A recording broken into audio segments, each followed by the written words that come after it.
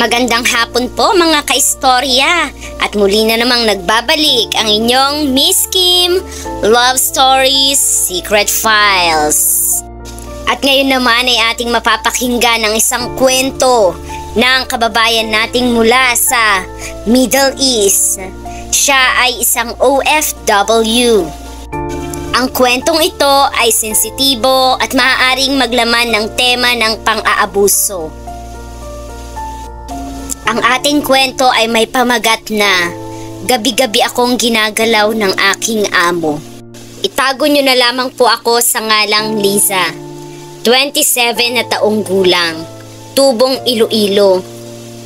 Pangarap kong makapagtapos noon, pero hindi sapat ang kita ng aking ama sa pagsasaka. Kaya kahit may takot, pinili kong mga ibang bansa.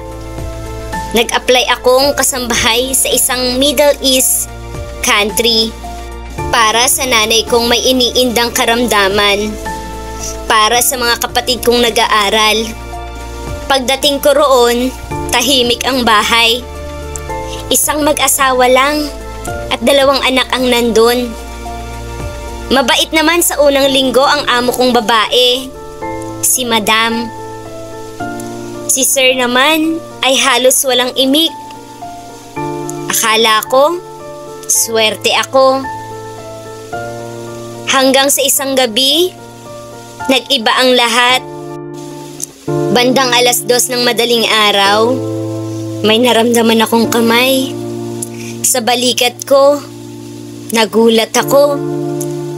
Si Sir, nakatayo sa tabi ng kama ko. Tahimik, pero mapangahas. Hindi ako nakagalaw. Tila nanigas ang katawan ko sa takot. "Huwag kang maingay," bulong niya. Pero nung una, akala ko panaginip lang. Pero nang mangyari ulit kinabukasan, at sa sumunod pang mga gabi, doon ko na natanto ang mapait na katotohanan. Ginawa niya akong parausan sa tuwing tulog ang lahat. Hindi ako makasigaw. Natatakot akong palayasin. Wala akong sariling pera. Hindi ko alam kung paano tatawag sa embahada. Ang cellphone ko, hawak ni Madam. Bawat kilos ko ay minamanmanan. Kapag nagsumbong ka, pauuwiin kitang wala ni 1 sentimo. Pananakot ni Sir minsan, habang sinisiksik ang sarili niyang lihim sa aking katawan. Tuwing umaga, kailangan kong ngumiti sa mga anak nila habang bitbit ang kirot ng kahapon. Wala akong multo sa loob ng bahay na iyon. Walang boses, walang karapatan. Ilang beses ko nang gustong tapusin ang lahat. Isang gabi, tinangka kong tumalon mula sa 2nd palapag, pero natigilan ako. Naalala ko ang mga mata ng nanay ko noong paalis ako. "Mag-iingat ka ha, anak. Hindi lahat ng mabait ay mabuti." Tama siya. Isang araw, nagkaroon ng pagkakataon. Sinamahan ako ni Madam sa palengke. Mabilis kong kinausap ang isang kabayan sa fish section.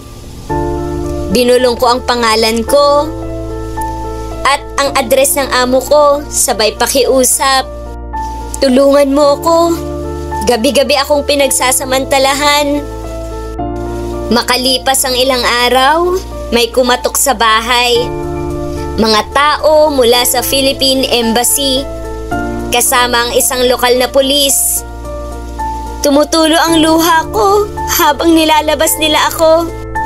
Si Sir, nagsisisigaw. Si Madam, nagulat, pero huli na. Natapos din ang bangungot ko. Ngayon, nasa safe house ako.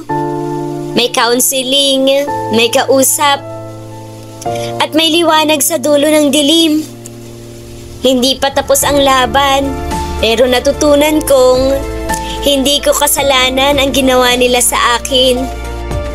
At kung may kagaya ako ngayon na nakaririnig ng aking kwento, gusto kong malaman mong may pag-asa pa. May boses ka. At hindi mo kailangang manahimik habang unti-unti kang namamatay sa loob.